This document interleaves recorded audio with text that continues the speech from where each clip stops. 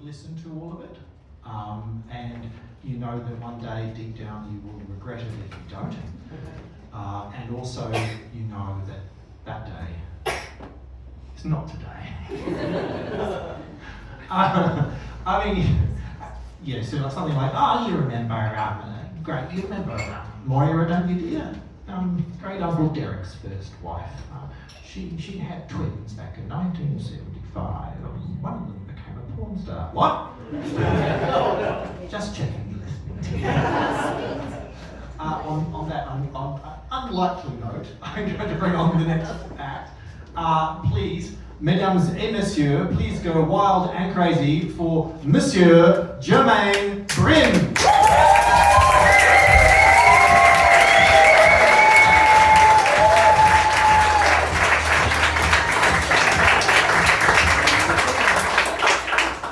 How are you, Melbourne? We're gonna have to do a little bit better than that. What's up, Melbourne? Now, I've always dreamed of doing that. I feel like I'm some big shot on some big stage somewhere. So that's it. I've done it. Thank you very much. Yeah. No, I'm just kidding. Haha. I'm Jermaine. And I'm here to swap words with laughter with you guys. I think that's a pretty sweet deal. We're essentially here to make each other feel good. You feel good because you're laughing. I feel good because I think I'm funny. In case you didn't pick it yet, I'm French. And French people do come with accent. When I first got here, I was really struggling with one thing, which was the letter H at the start of a word. So in French, this letter is silent. So a sentence like, I'm so hungry, I could eat a horse, becomes, I'm so angry, I want to eat a horse. Now, that's not great when you're trying to address animal cruelty. But it got worse. It got worse. When I used to say, I'm looking for happiness, the answer I used to get was, well, I think you already have it, mate. And although I didn't quite understand the answer, it was quite pleasing, until I realized that what I was actually saying is, I'm looking for a penis.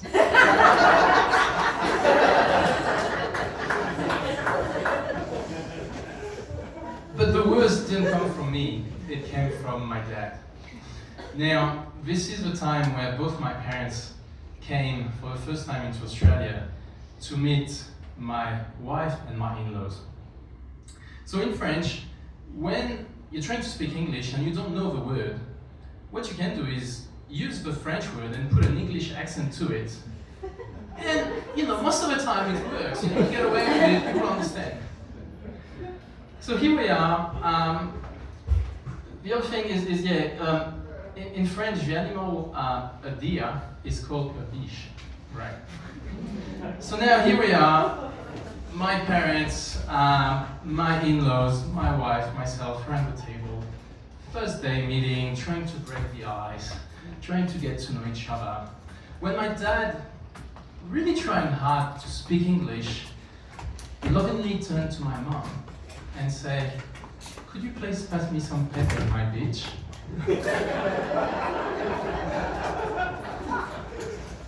Yeah, that certainly did spice things up for me, trying to explain that to my wife afterwards.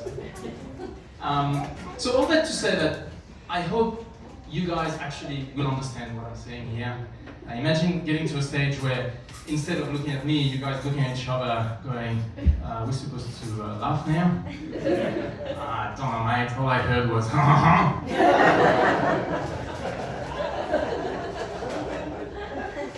So, this is probably going to happen, so please do get to know your neighbor now. Please all turn to your neighbor now and say, hello, beautiful stranger.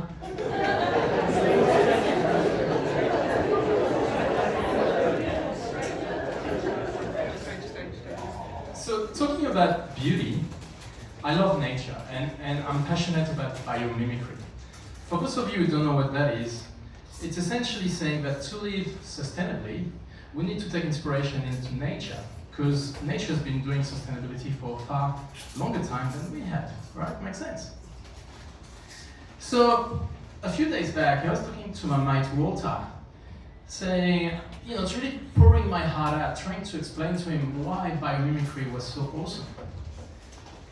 And he thinks about it, looks at me and says, so Jermaine, you really think that at 5 a.m. I should go and stand in front of my neighbor's window and to mimic the kookaburra start shouting like crazy? Well, not quite, Walter, but he goes on, he goes, so you think I should, when I go for walks, I should stop, lift my legs and pee every 20 meters on the place. Imagine that. Love biomimicry. But I'm passionate about biophilia. And biophilia essentially says that our 5 senses should be in daily interaction with nature in order to be well and feel well. Since I'm a wee wanker, I've always loved being in nature.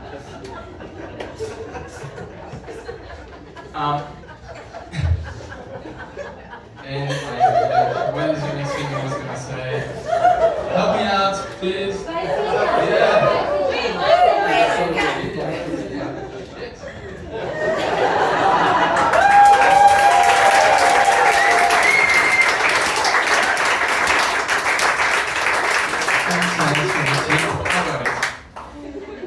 So if you look at the root word for biophilia, it essentially means love of life, right? Now, to be clear, I'm not talking about having sex with plants. But when I picture myself, in my love of life, I picture myself in the most beautiful Garden of Eden, with walking around with only a vine leaf covering my happiness, with the beautiful sounds of birds entering my ear, beautiful smell of flowers entering my nostril, and sweet little Bambi slowly approaching me, looking at me with the most innocent eyes and say, I'm a peach.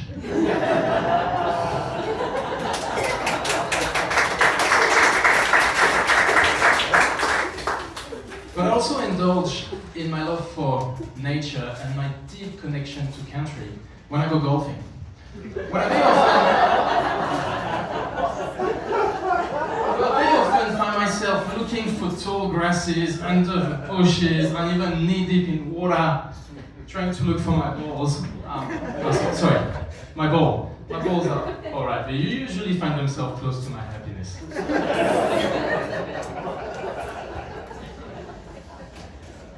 But before starting to work in sustainability, I actually worked 10 years in the petroleum industry. Show of hands, who else has a job that is in deep alignment with their personal values? But sometimes you really need to see things as they are before being ready to change them. So today I bring bioluminescence or living light into our cities. Think fireflies, glowworms, or Avatar.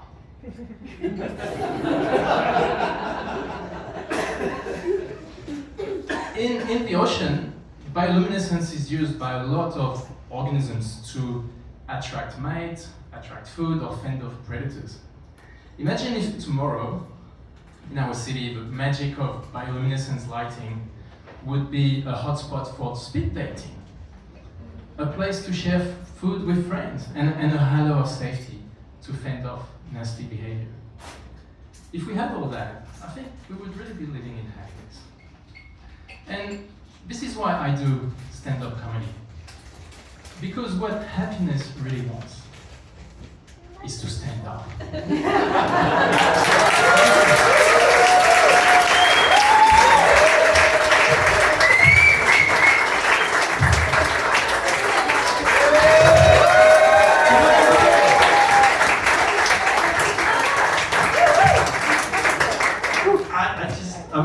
I just love the lost in translation. Did anyone notice the line, since I'm a wee wanker? Okay. I admire anybody, by the way, can you just think about the sheer talent of what we just saw? Joking aside, just joking aside, to do stand-up comedy, to do it about sustainability, and to do it in a language that's not even your own. Yeah. Wow. Please, just another round of applause.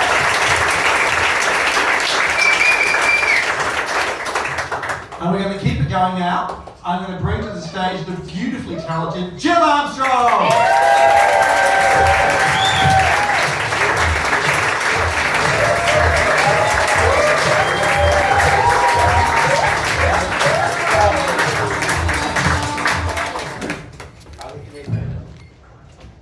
Hi, I'm Jill. Hi, Jill. I'm from the rolling hills of the Shires, Lancashire, Yorkshire. And I've just hit 50. Now, big birthday moments like these are when we're told to take stock of our lives. We're told to process our emotions and sit with them, and not to go OTT with Mary quandering our pantry, for instance. I am not going to spend a single moment reorganising my pantry, putting my pasta from A to Z, angel hair to vermicelli. Oh no.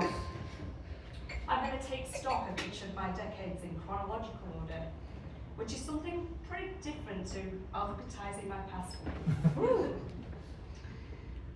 So, here I am, at 50. My 10-year-old self.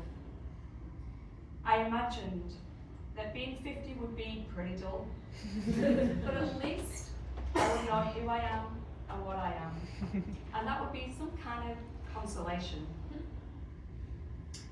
But at the age of 50, I'm not too sure of either. My 10-year-old self imagined my 51-year-old self ascending into heaven. I'd be going up on a very fast cloud towards the pearly gates, and I'd be waiting in judgment. You see, it's going to be a long, maybe 10 minutes wait when I get to those pearly gates, because in the 1980s, we were growing nuclear with our mistakes, and Jesus was going to be really busy. One minute we were having mushroom cloud perms. The next day we were twinning that big hair with PVC jumpsuits. We were going really nuclear. But I guess, sorry guys.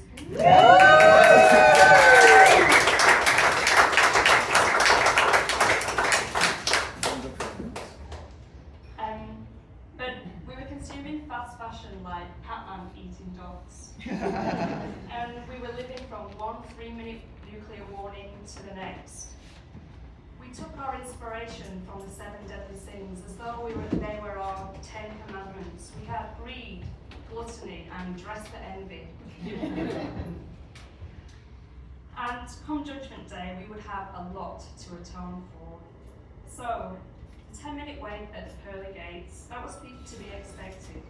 And it was okay, I could wait, because I'm English. From birth, I know how to queue in an orderly fashion. And if I pass 50, I'll know who I am and what I am. But I'm not so sure. In my second decade at 15, I was working in a shop. I was selling milk, cigarettes, porn mics, and sugar and lotto tickets. Because in England, our addictions are pretty well serviced.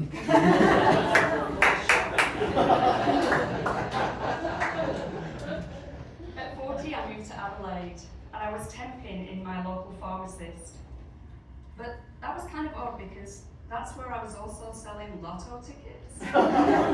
I was handing out Valium with one hand and lotto tickets, scratch cards with the other. And then I moved to Melbourne.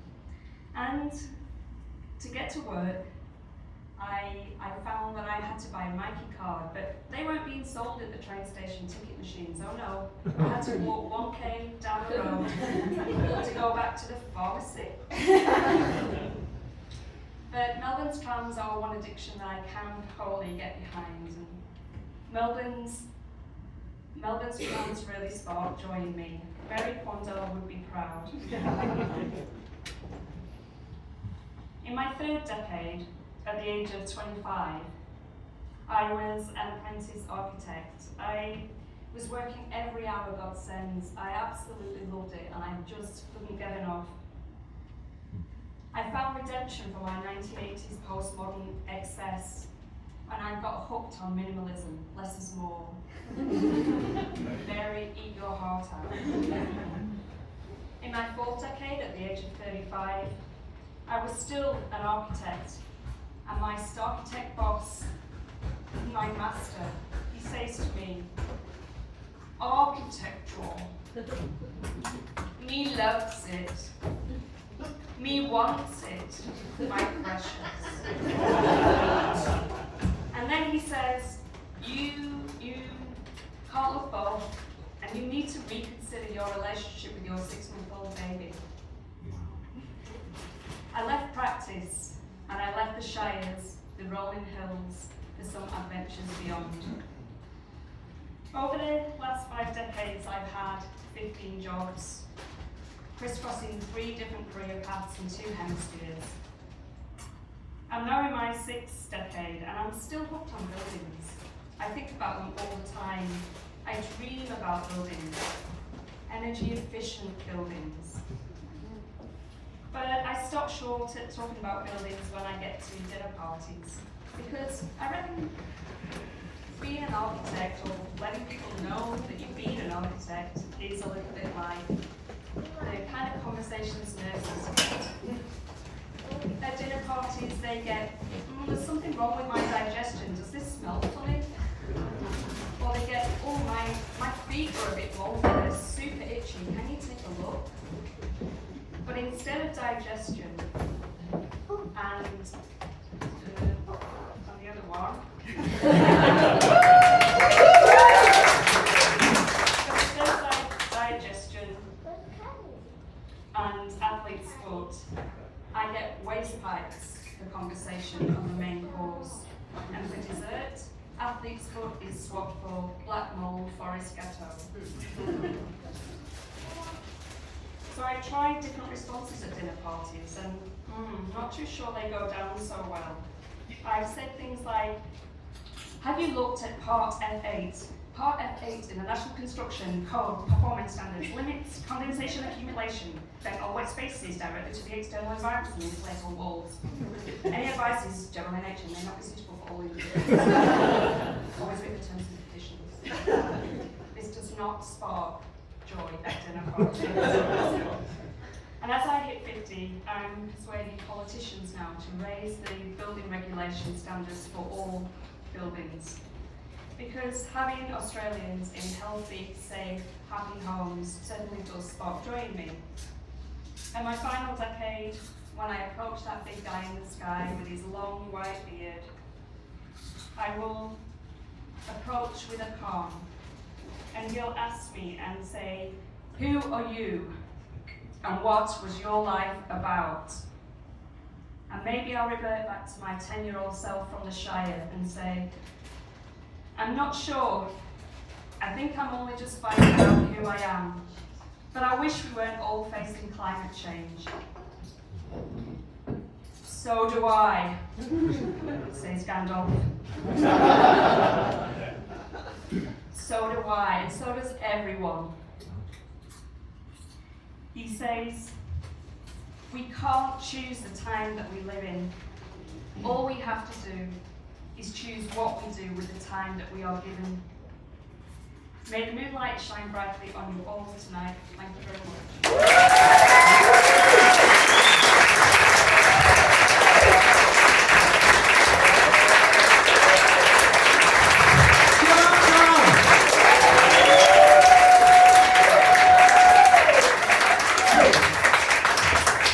I love all the references to Shire and Gandalf.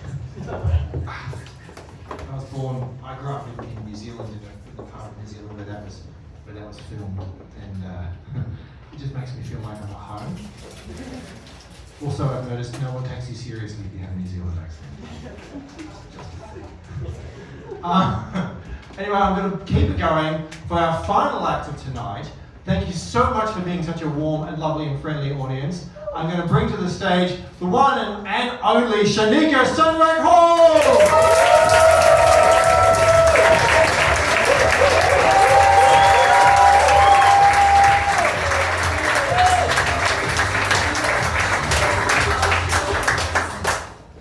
Hello everyone, I'm Shanika, an architect leading quality control of sustainability initiative, mom of 2 girls. They're here making lots of noises. And I'm a reluctant serial killer of plants. Despite my best attempt, I have killed many plants. Any plant lover here tonight? I would like to apologize to you and confess that it has been 5 days since I last killed a house plant. My own. I don't go to people's houses and kill their house plants. I'm surprised that Mother Nature didn't put restraining order on me. No house plant allowed within 5 meters from Shanika. And I do love them. I don't mean to kill them. They are essential, green, and cute. So, and I also have perfect qualification to keep them alive. 1, as a mom, I love decorating things with cute rainbow sparkle glitter. Cuteness is important to me, and I like to nurture it. 2, at work, I help make building greener. So in my own head, I should have a green farm. 3, at Christmas, culturally, we've been told that we should have a Christmas tree.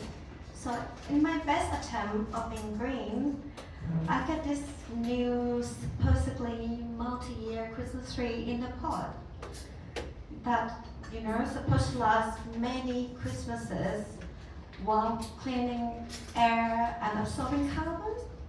Guaranteed. Even my expert gardener-in-law confirmed that these trees are indestructible. Even I can't kill it. So every year I get a new one.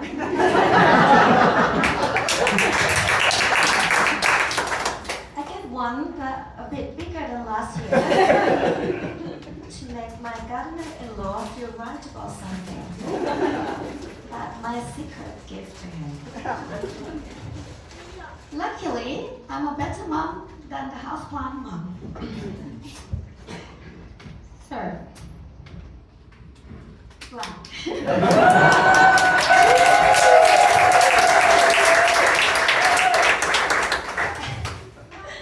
So, they are teaching me of engaging honestly in the moment. It's very important. They are really brutally honest creators. When I give them cute stuff, they will say things like, "I love you so much, Mom, you're the best in the whole wide world," while giving me the squishiest hug. But at the next minute, if I cut their sandwiches in the wrong shape, "I hate you and you're not coming to my birthday." Hang on a minute, I have been to every birthday you have had since your initial one. It's hard to miss that one, she confirmed. So, the practice of engaging honestly in the moment has me yearning for the same thing when I lead quality control of sustainability. If my colleagues were to be as honest while I'm giving them compulsory design review, so they love me. My colleagues love me. If I write beautiful sustainability narrative for the projects to win the class over. But at the next minute, if I tell them to add extra things such as, on-site renewable biodiversity, continuous insulation, they would have shouted, "I hate you! Make it quick! We just want to take that QA box. It's due today." That's why I never been to their birthday.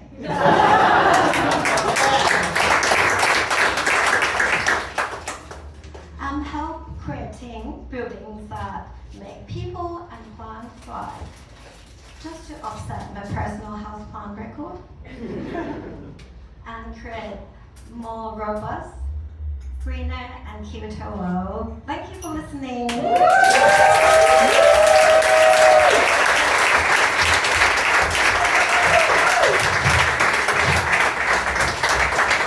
Shanika, sound like home. That's it, folks. Thank you so much for coming. It's been an absolute delight to have you all here. I just want to thank a few people. First of all, I want to thank you, the best audience in the world. And I want to thank all of our performers. Can you give them a big hand?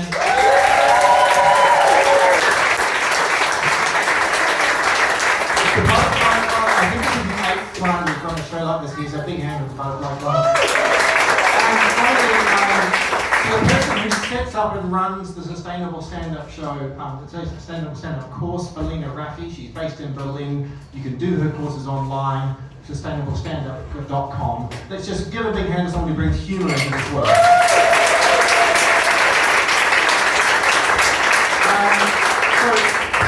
I just want to say before, when we all wrap up in a second, when you go downstairs, please just leave don't hang around in here. The people here get very funny about this. We've got another show coming in soon, so the performers will meet you downstairs in the bar where I'm sure you want to be.